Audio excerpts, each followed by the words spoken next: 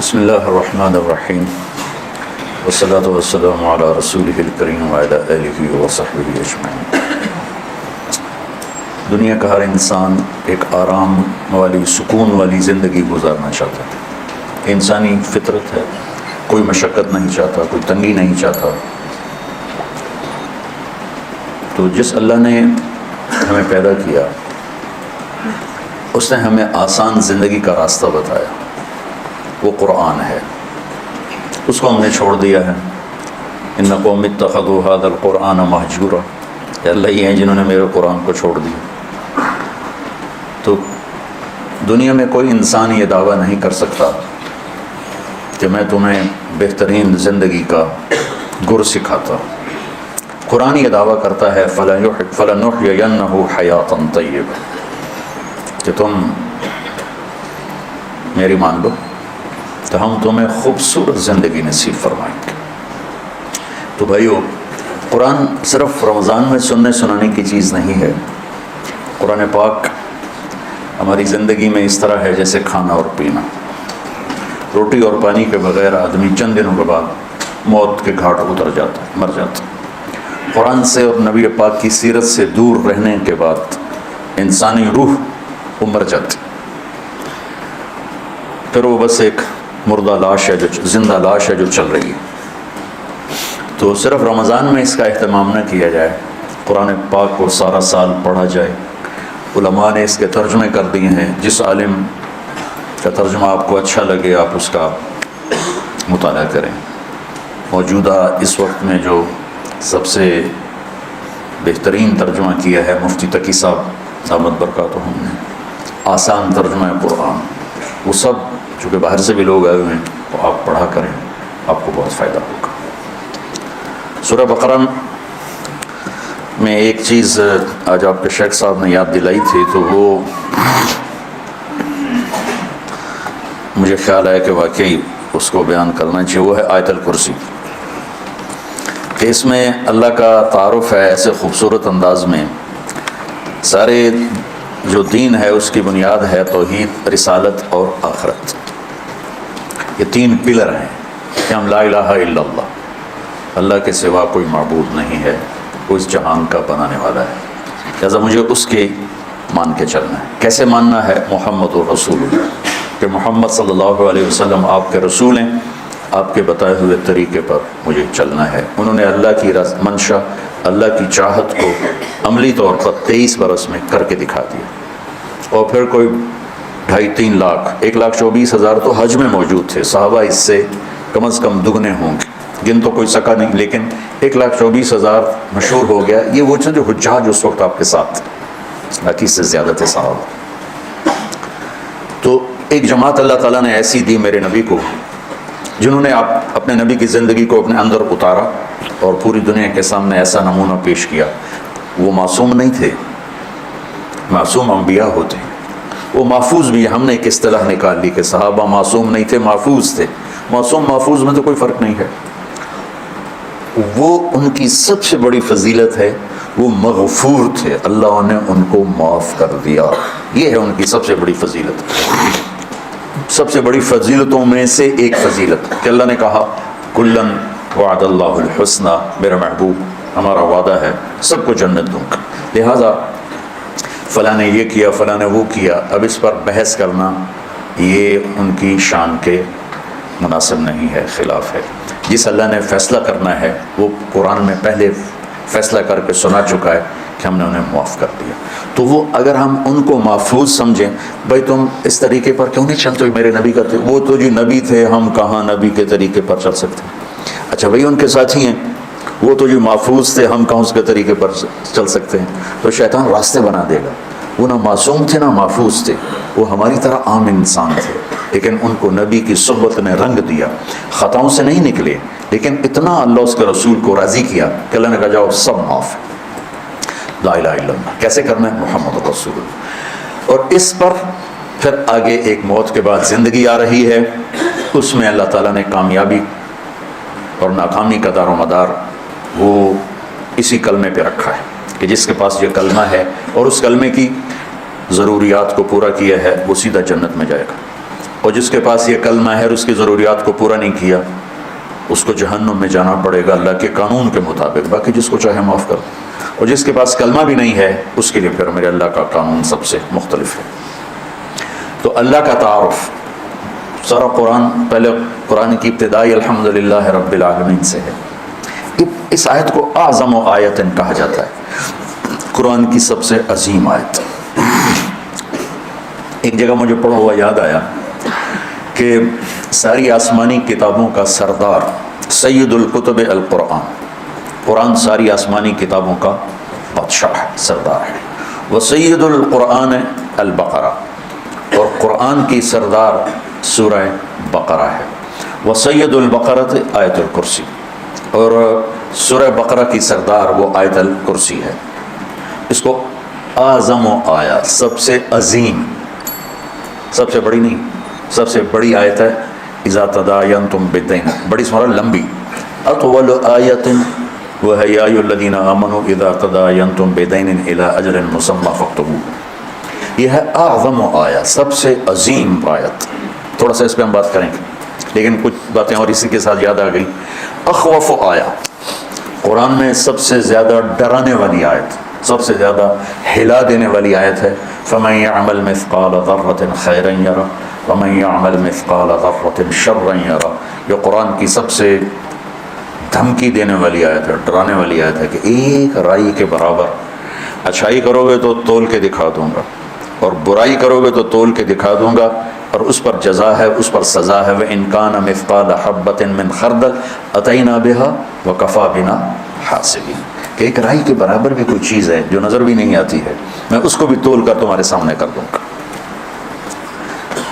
اور قرآن کی سب سے شدید آیت، اشد آیت علی اہل النار، قرآن کی سب سے شدید آیت اہل جہنم کے لیے، فذوقوا فلن نزیدکم الا عذابا۔ اور قرآن کی سب سے امید دلانے والی آیت، یا عبادی الذین اسرفوا علی انفسہم لا تقنطوا من رحمت اللہ ان اللہ یغفر الذنوب جميعا انہ هو الغفور الرحیم۔ کہ اے میرے بندو جنہوں نے اپنے اوپر ظلم کیا ہے، ڈرو نہیں، مایوس نہ ہو، توبہ کرو، میں سارے معاف کر دوں، سب معاف کر دوں گا۔ اور قرآن کی سب سے زیادہ عدل والی آیت، عدل کو ان اللہ یامر بالعدل والاحسان وایتاء ذی القربى وینہی عن الفحشاء والمنکر والبغی یعظکم لعلکم تذکرون۔ اچھا، یہ تو مضمون میں نے آپ کو پڑھا ہوا بتایا ہے، تو اس میں جہنم والوں کے لیے بھی آیت آ گئی، کفار کے لیے بھی آ گئی، اللہ کی عظمت حیبت بھی آ گئی۔ تو میں چونکہ جنت میرا مضمون ہے، میں سب سے پہلے جنت کو ممبر پہ اللہ نے میرے ذریعے سے بیان کروایا، تو میں نے دیکھا اس میں جو جنت والوں کے لیے سب سے بہترین آیت کون ہے، جیسے جہنم والوں کے لیے سب سے خوفناک آیت ہے فذوقوا فلن نزیدکم الا عذابا۔ تو جنت والوں کے لیے سب سے بہترین آیت کیا ہو سکتی ہے؟ تو یہ میرا تتبع یا میری تلاش کے بعد ہے، ضروری نہیں یہ صحیح ہو، اس سے بھی کوئی عالی شان آیت ہو سکتی ہے جنت والوں کے لیے۔ لیکن جو میں نے ڈھونڈوں اس نظر سے جب میں نے قرآن کو دیکھنا شروع کیا تو مجھے سورہ قاف کی آیت لگی کہ یہ سب سے زیادہ جنت والوں کے لیے خوشخبری ہے، لہم ما یشاءون فیہا ولدینا مزید۔ مجھے لگا کہ فلن نزیدکم ولدینا مزید، میں نے اس کو جوڑا، تو میں نے اپنی طرف سے یہ ایک استنباط کیا کہ یہ آیت میرے خیال میں اللہ تعالیٰ نے جنت والوں کی خوشخبری کے لیے سب سے اعلیٰ درجے کی بنائی ہے، لہم ما یشاءون فیہا۔ تو ما یشاءون کی حد کوئی نہیں ہے۔ ایک روایت یاد آ گئی کہ جنت میں ایک بادل اٹھے گا، بادل، تو وہ ان پر آتی مشک و عنبر کی بارش کرے گا، تو اس کے بعد اس بادل میں سے آواز آئے گی کہ جنت والو کیا چاہتے ہو، تم پر اس کی بارش کرو، کیا چاہتے ہو تم پر اس کی بارش کرو، لہم ما یشاءون فیہا۔ یہ بڑے زمانے کے بعد مجھے بات یاد آئی، اس میں ہے حادی الارواح الی بلاد الافراح میں یہ بات موجود ہے، جو میں نے آج سے کوئی 36 سال پہلے پڑھی تھی میں نے یہ۔ تو احمد بن ابی الحواری یہ تابعین میں سے ہیں یا تبع تابعین میں سے ہیں، وہ کہنے لگے اگر اللہ نے مجھے وہ موقع دے دیا نا اور بادل نے کہا کہ بولو کیا بارش کروں، تو میں کہوں گا میرے اوپر تو حوروں کی بارش کر دیں، امطری علی جواری مزینات، میرے اوپر فل میک اپ والی حوروں کی بارش کرتے ہیں۔ لہم ما یشاءون فیہا، جو چاہیں گے وہ ملے گا. پھر اللہ کہتا ہے وَلَدَيْنَا مَزِيدٌ، پھر وہ ملے گا جس کا تمہیں خواب و خیال بھی نہیں ہے. مزید، انتہائی کوئی. تو یہ ہے اعظم آیا، اس میں اللہ کا تعارف ہے، اور اللہ کا نام نامی اس میں کتنا گھوم ہے ہم گنیں گے. اللہ، اچھا ایک بات اور یاد، اللہ کا نام قرآن میں کیا ہے؟ بولو سارے بولو، دوبارہ بولو، پھر بولو. کہیں خدا بھی آیا ہے؟ کہیں خدا آیا؟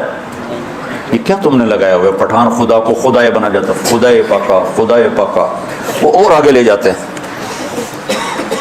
وہ جو ہمارے گجراتی میں نے یہ خدا کو خدا بناتے ہیں، خدا کی قسم خدا. ارے اللہ کا نام اللہ ہے، تم علمی لوگ ہو کر اس کو اللہ کی بجائے خدا لکھتے، خدا ہو، پڑھتے خدا ہو، بولتے خدا. وہ میں نے ایک مضمون پڑھا میری اس بات کے رد میں، اور رد کس بات پر؟ ہمارے اکابر نے خدا کہا ہے، ہم کیوں نہ کہیں؟ یہ دلیل دی جاتی. ارے میں کب کہہ رہا ہوں کہ خدا کہنا حرام ہے؟ میں نے کوئی کبھی کہا؟ میری تو لائن ہی نہیں فتویٰ دینا. میں یہ کہہ رہا ہوں کہ خدا اللہ کی تعبیر نہیں کرتا، جیسے ہمیں کہا جاتا تھا گاڈ مت کہا کرو، گاڈ انگریزی میں گاڈ، کہ گاڈ اللہ کا ترجمہ نہیں ہے.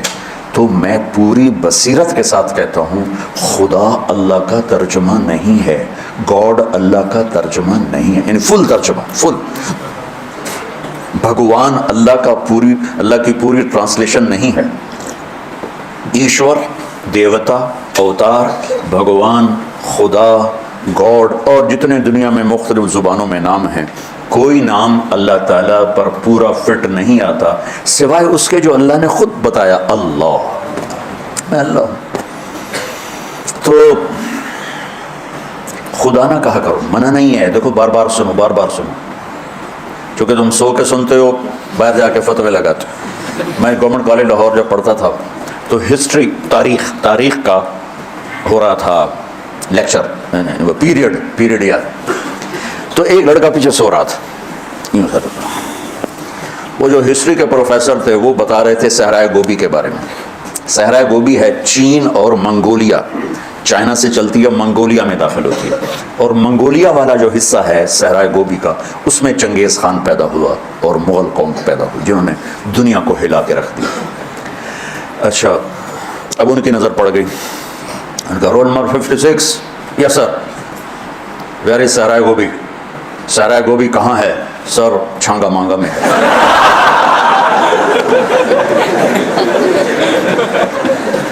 اس نے کہا دفع ہو جاؤ، ایک ہفتے کے لیے مجھے شکل نہ دکھانا. تو یا تم غافل بیٹھے ہوتے ہو یا سوئے ہوتے ہو اور میری بات کا بتنگڑ بنا دیتے ہو. خدا کہنا منع نہیں، بھگوان کہنا منع نہیں ہے، گاڈ کہنا منع نہیں ہے، ایشور کہنا، ہر ایک کی اپنی زبان ہے. لیکن اللہ کے سوا کوئی لفظ نہیں جو اس ذات کی پوری ترجمانی کر سکے. لہٰذا کم از کم تم بچے جو میرے پاس پڑھ رہے ہو یا جو سن رہے ہو یہاں بیٹھ کر یا اس کیمرے کے ذریعے سے، اللہ کو بولنا سیکھو. اللہ، لفظ اللہ میں خصوصیت ہے. جتنے حرف ہیں نا نقطے والے، با، تا، ثا، جیم، خا، زال، زا، شین، ضاد، ظا، غین، فے، قاف، نون، یہ جتنے نقطے والے حرف ہیں یہ کمزور ہیں، اور بغیر نقطے والے طاقتور ہیں. اس کی ایک وجہ جو سب کو آسانی سے سمجھ میں آ جائے کہ نقطے والا جو حرف ہے وہ اپنا مطلب بیان کرنے کے لیے باہر سے ایک نقطے کا محتاج ہے، دو کا محتاج ہے، تین کا محتاج. اور جو بغیر نقطے والا حرف ہے وہ اپنا مطلب بتانے کے لیے کسی نقطے کا محتاج نہیں ہے. ٹھیک ہے، شین کو 3 نقطے چاہیے تب اپنا مطلب بتائے گی، اور سین کو کچھ نہیں چاہیے، وہ اپنا مطلب خود بتا دے. سمجھ میں آئے؟ لفظ اللہ میں کوئی نقطے والا حرف ہے؟ کوئی نہیں. اللہ نے ان حرفوں سے اپنا نام چنا جس میں نقطہ نہیں. لفظ محمد کوئی نقطے والا حرف ہے؟ احمد کوئی نقطے والا حرف ہے؟ اللہ کتنے حرف ہیں؟ 4. محمد کتنے حرف ہیں؟ 4. احمد کتنے حرف ہیں؟ 4. 4 کو 3 دفعہ جمع کرو تو بن گئے 12. تو جب اللہ نے کلمہ جوڑ کے دیا تو لا الہ الا اللہ بھی 12 حرف ہیں اور محمد رسول اللہ بھی 12 حرف ہیں. اللہ کے لفظ کی ایک اور خصوصیت، کسی حرف میں لفظ میں سے حرف نکال دو تو اس کا مطلب دائیں بائیں ہو جاتا ہے. مثلا خدا ہی لے لو، خدا کی خا ہٹا دو تو پیچھے بچے گا دا. یہ پٹھان ہی بولتا ہے دادے دادے دادے، پتہ نہیں کیا کہتے ہیں یہ. اچھا دادے یہ ہے، تم پٹھان ہو؟ اچھا. اب اس کی دال ہٹا دو تو بن جائے گا خا، تو بھی خا خا خا خا خا خا. وہ بھی یہی کہتے ہیں ہاں ہاں ہاں ہاں. اتنا تو مجھے بھی پشتو آتی ہے بھائی. اس کا آخری الف ہٹا دو تو وہ خد بن گیا یا خود بن گیا یا خد بن گیا یا کیا بن گیا. لفظ خدا سے میں نے آپ کو مثال دے دی کہ حرف نکالا مطلب بدل گیا. یہ لفظ اللہ ہے، الف لام لام ہا. یہ الف ہٹا دو پیچھے بچا للہ، تو للہ ما فی السماوات و ما فی الارض. ایک حرف نکلنے کے باوجود بھی ترجمہ اللہ کی طرف جا رہا ہے. یہ لام ہٹا دو پیچھے بچ گیا لہو، تو قرآن کہتا ہے لہو ما فی السماوات و ما فی الارض. یہ آخری لام ہٹا دو تو پیچھے بچ گیا الہ، تو قرآن کہتا ہے وہو الذی فی السماء الہ و فی الارض الہ. سارا کچھ ہٹا کے ہا کی پیش باقی رکھو اور سب ہٹا دو تو اللہ کہتا ہے اللہ لا الہ الا ہو کہو اللہ، لہو کہو اللہ، الہ کہو اللہ، للہ کہو اللہ، اور اللہ پھر اللہ ہے. تو اس کی عادت ڈالو کہ تم، چونکہ لفظ اللہ جب آپ بولتے ہیں تو تمام اللہ کے صفاتی نام اس کے اندر موجود ہیں. اور خدا کسے کہتے ہیں؟ خود آ، جسے کسی نے نہ بنایا ہو اسے کہتے ہیں خدا. کسی فارسی دان نے یہ لفظ بنایا ہے. تو ہمارے بر صغیر میں فارسی قومی زبان تھی مغلیہ دور میں، تو لہٰذا یہی پھیل گیا.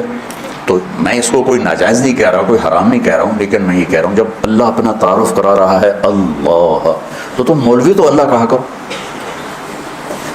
تو اب دیکھو اس میں اللہ کا نام 3 دفعہ آ رہا ہے. اللہ، لا الہ الا ہو 2 ہو گیا، الحی 3، القیوم 4، لا تاخذہ ہو ضمیر ہے 5، لہو ما فی السماوات و ما فی الارض 6، من ذا الذی یشفع عندہ 7، الا باذنہ 8، یعلم 9، من علمہ 10، الا بما شاء 11، وسع کرسیہ 12، ولا یعودہ 13، حفظ میں مصدر میں ضمیر 14، وہوا 15، العلی 16، العظیم 17 دفعہ اللہ کا نام اس میں آتا ہے.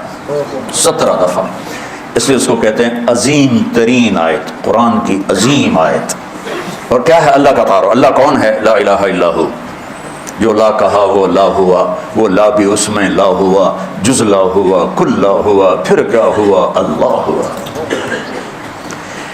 تو اللہ کیسا ہے؟ لا الہ الا ہو، اس جیسا کوئی ہے ہی نہیں. وَلَمْ يَكُنْ لَهُ كُفُوًا أَحَدٌ. تو دل میں تو آتا ہے، سمجھ میں نہیں آتا، بس جان گیا میں تیری پہچان یہی ہے.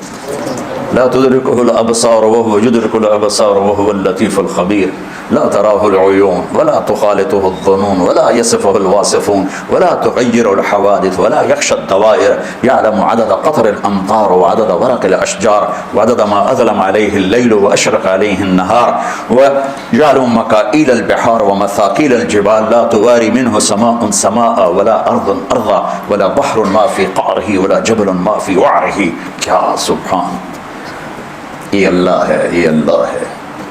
ایک بدو نے یہ دعا مانگی جو میں نے آپ کو دہرائی، تو اس کے بعد اس نے اللہ کی تعریف کر کے پھر دعا مانگی، یا اللہ اجعل خیر عمری آخرہ وخیر عملی خواتیمہ وخیر ایامی یوم القاک فیہ. یا اللہ آخری حصہ عمر کا بہترین کر دے، آخری عمل زندگی کا بہترین کر دے، اور ملاقات کا دن سب سے خوبصورت کر دے.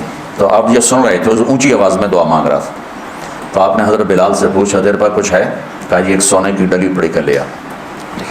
کو میرے بھائی ادھر آؤ، کہ یہ آپ کو گفٹ کر رہا ہوں، ہدیہ. کہا جی بہت مہربانی. پھر آپ نے فرمایا تجھے خبر ہے میں نے تمہیں یہ ہدیہ کیوں دیا ہے؟ کہ لصلۃ بینی و بینک، کہ رشتہ داری کی وجہ سے. کہا نہیں، رشتہ داری کی وجہ سے نہیں، بحسن ثنائک علی اللہ، ابھی تو نے اللہ کی خوبصورت تعریف کی، اس پر تمہیں یہ دیا. تو اللہ اس کو کتنا دے گا؟ لا الہ الا ہو. اور کیسا؟ الحی، موت سے پاک، ہمیشہ زندہ. القیوم، ہمیشہ قائم، اونگنے الحی القیوم کی پھر مزید وضاحت ہے، لا تأخذہ سنۃ ولا نوم. یہ نہیں اللہ نے کہا لا ینام ولا ینعس. لا ینام ولا ینعس میں ایک چیز کی نفی نہیں ہوتی کہ نیند تو آ رہی ہے لیکن قابو کر لیتا ہے، اونگ تو آ رہی ہے قابو کر لیتا ہے. تو اگر ہوتا نا لا ینام ولا ینعس تو پھر اس مفہوم کی نفی نہیں ہوتی تھی. تو لا تأخذہ میں اس کی نفی ہے کہ اس کو نیند آتی ہی نہیں، وہ اونگتا ہی نہیں، وہ نیند اور اونگ سے پاک ہے. ایک دفعہ موسیٰ علیہ السلام سے ان کی قوم نے پوچھا تیرا رب سوتا ہے؟ تو یہ بنی اسرائیل بھی عجیب بادشاہ قوم تھی. 40 سال موسیٰ علیہ السلام کے ساتھ رہے اور اس نے بڑے بڑے معجزے دیکھے، سمندر پھٹا اور جو آیات مبینات تھی وہ دیکھی، کیا کچھ نہیں دیکھا. اور سمندر سے پار ہوئے، فرعون غرق ہوا. پھر چند قدم چلے تھے تو آگے لوگ پتھر کی پوجا کر رہے تھے، کہنے لگے موسیٰ ایک خدا ہمیں بھی لے کر دو، اجعل لنا الہا کما لہم آلیہ. مطلب عقلوں بالکل ہی پیدل ہے انسان.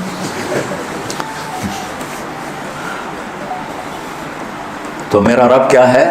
سونے سے پاک ہے، اونگنے سے پاک ہے. لہذا جو ہمیشہ سے زندہ ہے اسی کا حق ہے کہ اس کو پکارا جائے. جو ہمیشہ سے قائم ہے اسی کا حق ہے کہ اسی سے مدد مانگی جائے. جس کو اس رب نے بنایا اور پیدا کیا اور ماں کے پیٹ سے نکالا، قبر کے پیٹ میں اتار دیا اور اپنے پاس بلا لیا. وہ کتنی ہی عظیم ہستیاں گزری ہیں دنیا میں، لائن لگی ہوئی ہے.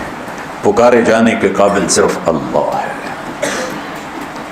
وَإِذَا سَأَلْتَ فَاسْأَلِ اللَّهَ وَإِذَا اسْتَعَنْتَ فَاسْتَعِنْ بِاللَّهِ. سونے سے پاک ہے، اونگ سے پاک ہے. ہیبت کیسی ہے؟ مَنْ ذَا الَّذِي يَشْفَعُ عِنْدَهُ إِلَّا بِإِذْنِهِ. کوئی کسی میں ہمت ہے کہ اس کے سامنے دم مار سکے اس کی اجازت کے بغیر؟ علم کیسا ہے؟ ما بین ایدیہم وما خلفہم، آگے اور پیچھے، ماضی اور حال، مستقبل. زمین تو ویسی چھوٹی سی ہے.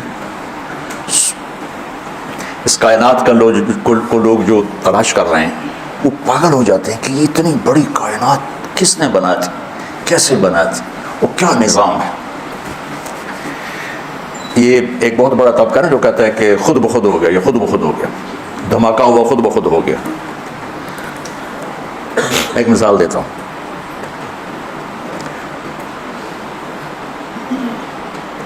یہاں ایک دھماکہ ہو اور آپ سارے اڑتے بستروں کے اوپر جا کے لیٹ کے آرام سے سو جاؤ، کیا یہ ممکن ہے؟ یہاں سے دھماکہ ہو اور آپ اڑتے ہوئے دسترخوان پہ پہنچ کے سحری کھانا شروع کر دو، کیا یہ ممکن ہے؟ ایک دھماکہ ہو اور لوہا بندر بن جائے، یہ ممکن ہے؟ لوہا تلوار بن جائے، یہ ممکن ہے؟ اللہ تعالیٰ بیٹا گمراہی سے بچائے. یہ کیسا دھماکہ؟ ایک کائنات میں دھماکہ ہوا اور کس طرح دھماکے سے تو چیزیں تباہ ہوتی ہیں، برباد ہوتی ہیں، ٹوٹتی پھوٹتی. آج کل گندم تل رہی ہے نا ہمارے سارے پنجاب میں، تو گندم میں دھماکہ ہوا اور ساری گندم اڑ کے بوریوں میں فٹ ہو کے ٹرک پہ چڑھ گئی اور منڈی بھی پہنچ گئی. تو اگر میں یہ کہوں سارے کہیں کہ بڑے بے وقوف ہو، اور میں کہوں کہ تم کہتے ہو دھماکے سے ہر چیز اپنے آپ سیٹ ہو گئی، تو تم تو مجھ سے بڑے بے وقوف ہو. ایک آسٹریلیا کا سائنسدان تھا، مجھے نام بھول گیا. جب دھماکہ ہوا، اولم ير الذين كفروا ان السماوات والارض كانتا رتقا ففتقناهما.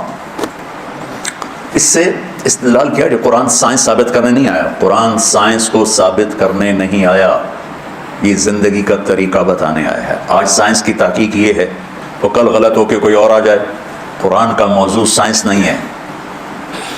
وہ شیخ ندوی رحمۃ اللہ علیہ کے ایک دوست تھے، بڑے عرب عالم، تنتاوی رحمۃ اللہ علیہ کی تفسیر پڑھنے بیٹھا، وہ ہر جگہ سائنس کو ٹھوکتے جا رہے ہیں. یہاں یہ سائنس کا فارمولہ زندہ ہو رہا ہے، یہاں یہ زندہ ہو رہا ہے. کہ اللہ ان کی بخشش فرمائے، اتنے بڑے ادیب علامہ تھے، لیکن یہ کیا کر رہے ہیں کہ سائنس کو ثابت کر رہے ہیں. قرآن سائنس ثابت، قرآن اللہ کا علم ہے، سائنس انسانی علم ہے. آج کچھ اور ہے، کل کچھ اور ہے. تو لہٰذا میں یہ نہیں کہہ رہا ہوں کہ یہ آیت اس دھماکے کو بتا رہی ہے. اللہ کو پتہ ہے کہ کیا دھماکہ ہے. تو قرآن سے سائنس نہیں ثابت کی جاتی، قرآن سے انسانیت کا سبق ملتا ہے کہ انسان کیسا ہونا چاہیے. تو اس کا میں نے ریسرچ پڑھی تھی کہ جس وقت دھماکہ ہوا تو دو چیزیں پیدا ہوں. ایک رفتار، جیسے میں اس کو یوں پھینکوں تو یہ ایک رفتار سے جائے گا، رفتار. اور ایک ان کی آپس میں کشش، گریوٹی سے، جیسے زمین میں کشش ہے، ثقل ہے نا، جسے ہمیں پکڑا ہوا ہے، اور اوپر 280 من ہوا کا دباؤ ہے، نیچے زمین نے پکڑا ہوا ہے، اوپر 280 من ہوا کا دباؤ ہے، یہ 24,000 کلومیٹر ہے۔ اگر یہ 48,000 کلومیٹر ہوتی تو اس کا جو تھا کشش وہ دگنی ہو جاتی۔ تو ہم زمین پر ایسے چلتے جیسے گارے میں پھنس کے نہیں گاڑیاں چلتی، یہاں ہم چلتے ہیں کہ پیر اٹھانا پھر رکھنا، پھر اٹھانا پھر رکھنا، اور اگر یہ اس سے 4 گنا بڑی ہوتی تو آج کا 6 فٹ کا نوجوان چوہے کے برابر ہوتا، سارے چوہے ڈورے پھرتے ان سے۔ اللہ نے کس حساب سے اس کو بنایا، اوپر 280 من ہوا، نیچے زمین کی پکڑ، ہم یوں 2 پکڑوں کے اندر کھڑے ہوئے ہیں، اور ہم سب زمین پر الٹے لٹکے ہوئے ہیں، الٹے۔ میں ایک دفعہ چھپکلی کو دیکھ رہا تھا، میں نے کہا یا اللہ پٹھی ٹوری جاندی ہے چھت پہ، تو تھوڑی دیر بعد مجھے خیر ہے تو بھی تو پٹھا ہی پڑا ہوا ہے، یہ زمین ہے، یہ میرے پاؤں ہیں، یہ میرا سر ہے، میں یوں ہوں، شہنشاہ اعظم ہے۔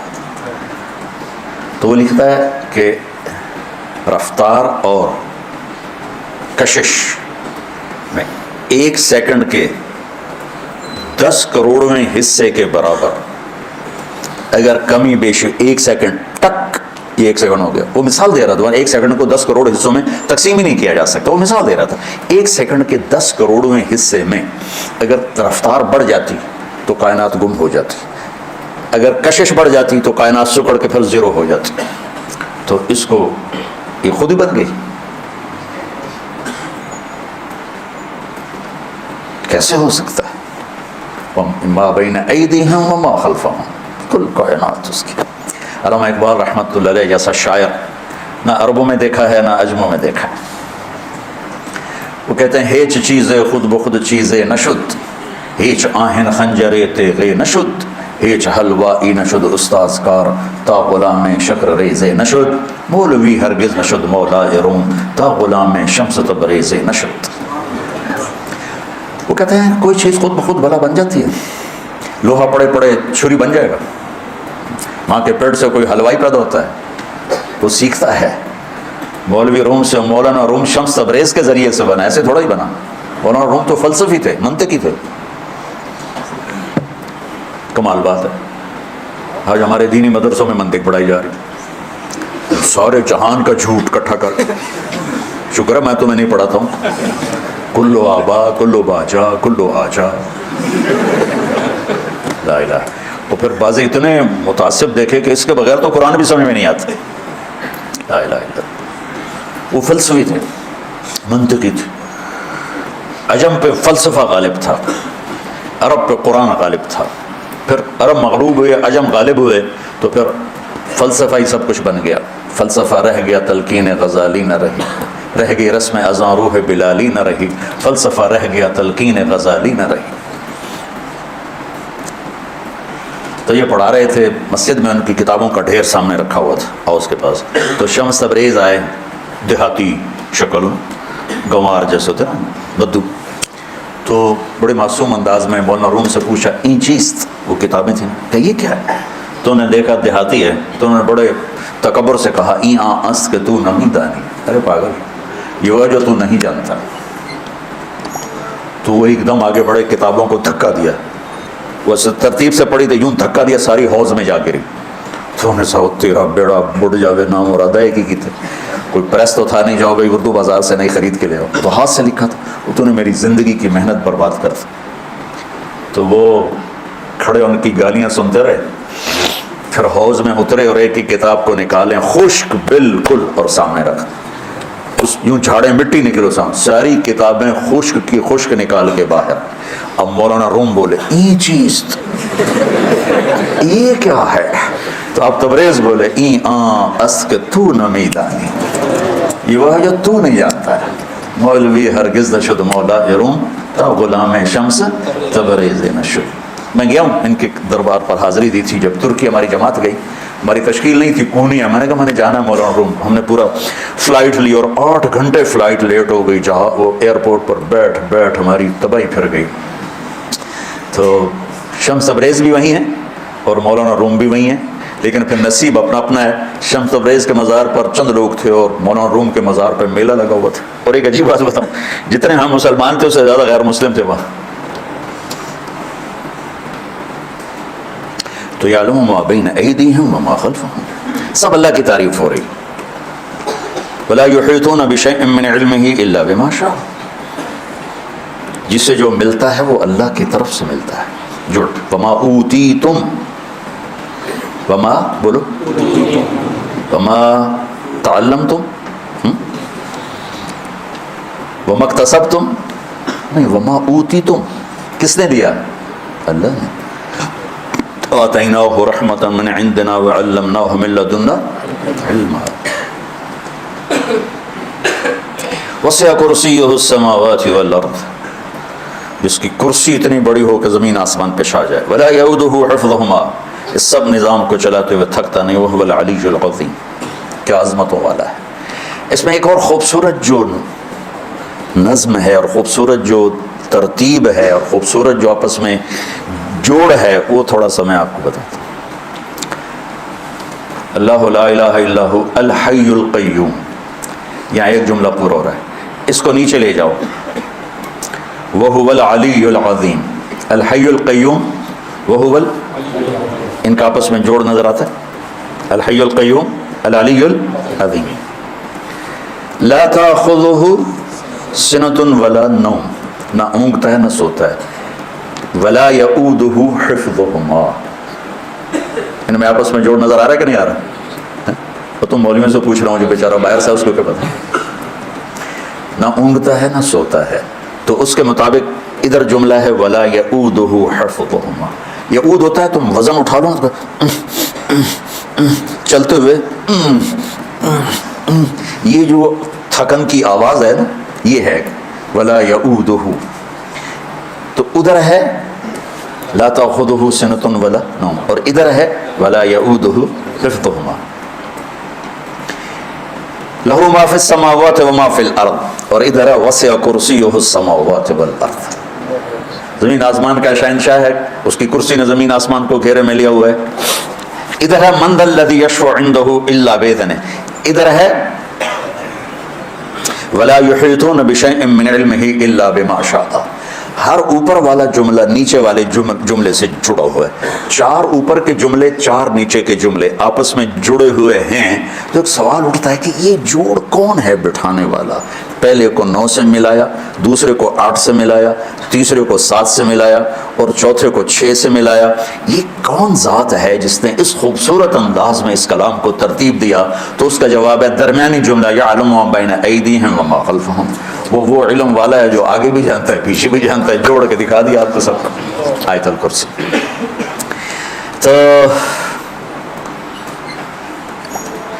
اس کے بعد جب اللہ تعالیٰ کہہ رہا ہے, یہ آج آپ کے شیخ صاحب نے اگلا نقطہ مجھے سمجھایا کہ اتنا واضح کر دینے کے بعد جتنا اللہ نے اس میں اپنے آپ کو واضح کیا ہے, اس کے بعد پھر اللہ کہتا ہے اب تمہاری مرضی ہے. لا اکراہ فی الدین. اب میں ڈنڈا چلا کے تمہیں کلمہ نہیں پڑھاؤں گا. تم نے پڑھنا ہے تو پڑھ لو, ایمان لانا تو لے ہو, نہیں تو نہ سی. کیونکہ زبردستی کا ایمان تو چلتا نہیں. تو یہ کام آپ بچوں کا ہے. اللہ کا تعارف کرو. میں پچھلے 20 سال ہو گئے. اس سے پہلے میرا علمی ذوق تھا نا, تو میں ہر بیان نیا کرتا تھا, کوشش کرتا تھا کہ ہر بیان نیا ہو, ترتیب, آیات. اس وقت مستحضر بھی بہت کچھ تھا. 2000 کے بعد اللہ تعالیٰ نے نا میرا رخ بدلا اور میں نے صرف اللہ کو بولنا شروع کیا. اللہ, اس کا رسول, جنت تو بہت پہلے شروع کر دی تھی. پھر اس کے ساتھ معاشرت اور اخلاقیات. اس وقت دنیا اللہ کو پہچانتی نہیں. اہل ایمان اللہ کو جانتے نہیں, اس کی طاقت کو جانتے. کلمہ پڑھنے کے بعد کبھی کہیں گرے پڑے ہیں, کبھی کہیں گرے پڑے ہیں. اس کے در پر گرنے کی بجائے کتنے دروں پر جا کر گرے پڑے, اور اس کو چھوڑ کر ان کو پکار رہے ہیں جو خود محتاج. غنی تو ایک اللہ ہے. تو بچوں, اللہ کا تعارف کروانا یہ آپ اور ہم سب کی ذمہ داری ہے. اللہ کے نبی کا تعارف کروانا میری آپ کی سب کی ذمہ داری ہے. اللہ تعالیٰ کی آخرت کا, جنت کا تعارف کروانا میری آپ کی سب کی ذمہ داری ہے. یہ مضمون بہت لمبا ہو گیا. ایک میں یہاں سے آپ کے استاد صاحب مجھے جمع کر کے دے دیتے ہیں, تو میں اس میں سے جو سمجھ میں آتا ہے عرض کر دیتا ہوں. اس میں ایک اور مضمون میں بیان کرنا چاہوں گا. یوصیکم اللہ فی اولادکم للذکر مثل حظ الانثیین. ہمارے پاکستان میں بیٹیوں کو وراثت نہیں دیتے. چاہے وہ پٹھان ہوں، پنجابی ہوں، سندھی ہوں، بلوچی ہوں، 4 قومیں بڑی ہیں، اوپر چل جاؤ بلتستانی ہوں، یہ 5 بڑی قومیں آباد ہیں. شاید کوئی لاکھوں میں ایک ایسا کرتا ہو تو کرتا ہو. اللہ تعالیٰ نے، آپ نے کہا تعلم الفرائض فإنها نصف العلم، آپ نے فرمایا وراثت کا علم حاصل کرو، یہ آدھا علم ہے. تو بچوں، ہماری معاشرت میں بیٹی کے لیے اللہ نے وراثت بنائی، ہم نے انکار کر دیا. اور دیکھو ذرا قرآن کا طرز، عرب بھی بیٹیوں کو وراثت نہیں دیتے تھے، عرب بھی ساری بیٹے لے جاتے تھے. اور میں اٹلی گیا، وہاں کا عجب قانون دیکھا کہ وہاں جو زرعی زمین، اس کا قانون کہ ساری زمین بڑے بیٹے کو ملے گی، باقی بیٹے ہیں بیٹیاں کسی کو کچھ نہیں ملے گا، ساری زمین بڑے بیٹے کو ملے گی. یہ وہاں کا حکومتی قانون ہے. عرب بچیوں کو وراثت نہیں دیتے تھے. تو پھر سوال قرآن یوں اٹھا تھا کہ بیٹیوں کا کتنا حصہ ہے، چونکہ ان کو تو ملتا ہی کچھ نہیں. تو قرآن آنا چاہیے تھا کہ لِلْأُنْثَى مِثْلُ نِصْفِ حَظِّ الذَّكَرِ، لیکن قرآن نے یوں سوال اٹھایا کہ بیٹوں کا حصہ ہی کوئی نہیں، تو ان کو کتنا دیا جائے. میری بات سمجھ میں آ رہی؟ قرآن نے یوں عبارت کو اٹھایا کہ جیسے بیٹوں کا وراثت میں حصہ ہی کوئی نہیں، وہ سارا حصہ ہے بیٹیوں کا. تو پھر پوچھنے والا پوچھتا یا اللہ تو ایک بیٹے کو کتنا دیا جائے؟ تو اللہ کہتا ہے لِلذَّكَرِ مِثْلُ حَظِّ الْأُنْثَيَيْنِ، جتنا 2 بیٹیوں کو ہم دینے کا کہہ رہے ہیں اتنا ایک بیٹے کو دے دیا جائے. سبحان اللہ، کیا کمال. تو اس میں دیندار دنیا دار سب برابر ہے، کوئی اپنی بچیوں کو حصہ نہیں دیتا. اللہ تعالیٰ آپ جو باہر سے آئے بیٹھے ہو، آپ ہو اپنی، جب اللہ آپ کو اس کا موقع دے، یا جو سن رہے ہیں، جس پیٹ سے بیٹا نکلا اسی پیٹ سے بیٹی نکلی. ہمارے ذمہ دار پتہ کیا کہتے ہیں؟ کیوں بھائی ساڑی زمین پرائے بو بیٹو جب اسی کیوں دے بھی. سمجھ میری بات سمجھ میں کہ ہم زمین بیٹی کو دیں گے تو وہ تو لے جائیں گے اس بیٹی کے سسرال والے، ہماری زمین اور دوسرے کے پاس چلی جائے. تو اس بے وقوف کو یہ نہیں پتا بیٹی تو تیری ہے، تیری کمر سے نطفہ نکلا ہے، تو تیری بیگم کے پیٹ میں وہ پرورش پڑی، اس نے پرورش پائی، جس میں تیرے بیٹے نے پرورش پائی اس میں تیری بیٹی نے پرورش پائی. کوئی ہمارے ذمہ داروں میں کوئی مانگ لینا بہن حصہ تو اس سے بائیکاٹ ہو جاتا، سلام دعا ختم ہو جاتی. تو بیچاریاں صبر کر کے چپ کر کے چلی جاتی، مانگتی نہیں ہے کہ ذلیلوں کی. جیلی انگوٹھے لگوا کے کسی نوکرانی کو لائیں گے، اس کا انگوٹھا لگوائیں گے، پیسے پٹواری کو دیں گے اور زمین بیٹوں کا نام کر دیں. عدالت میں قسم اٹھا دیں گے میری بیٹی ہے ہی کوئی نہیں، اور ساری زمین بیٹوں کو دے. یہ سارے وہ واقعات ہیں جو میں اپنے علاقے میں دیکھے ہوئے ہیں.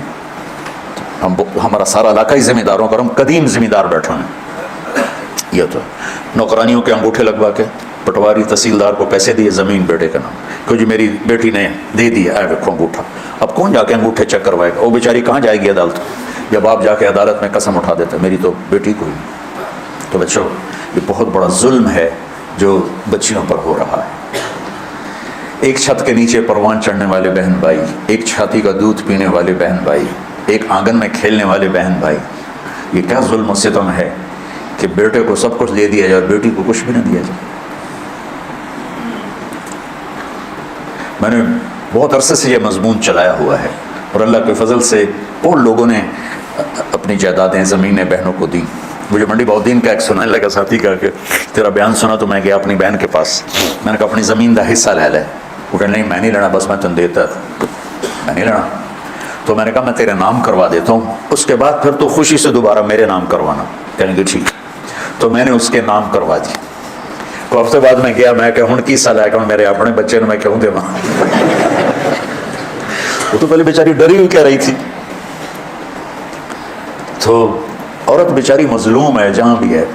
کہیں کہیں ہوتی ہیں شیرنیاں جو وڈ کھاندیاں، ورنہ تو اکثر بیچاری بھیڑ بکریوں کی طرح ذبح ہوتی رہتی. تو میرے عزیزو، آپ لوگ نکل رہے ہو، کل آپ کو کوئی ایسی اللہ جگہ دے جہاں آپ کو اللہ کا دین پیش کرنا پڑے تو معاشرت بیان کرو. بیٹیوں پر ظلم ہے، بیویوں پر ظلم ہے، ماؤں پر ظلم ہے، بہنوں پر ظلم ہے. ہمارے دریائے راوی ہمارے قریب بہتا تھا، جب کبھی ہم سنتاز سے پہلے دریائے راوی ایک بکھرا ہوا دریا ہوتا تھا، کتنی بچیاں اس دریا کی موجوں میں دفن ہو کے.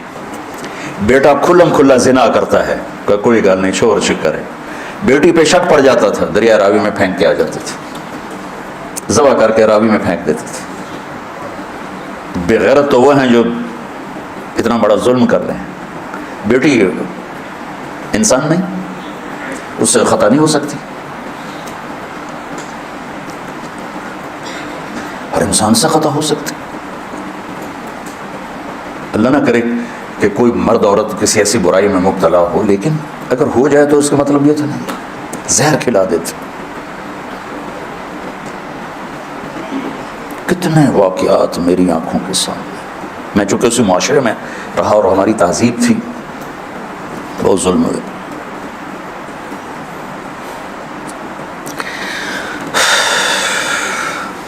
تو اللہ تمہیں مجھے ہمت دے، بچیوں کو وراثت دے. خامد باپ مر جائے، ماں کا حصہ ہے نا، 1 ٹکا نہیں دیتے ماں کو.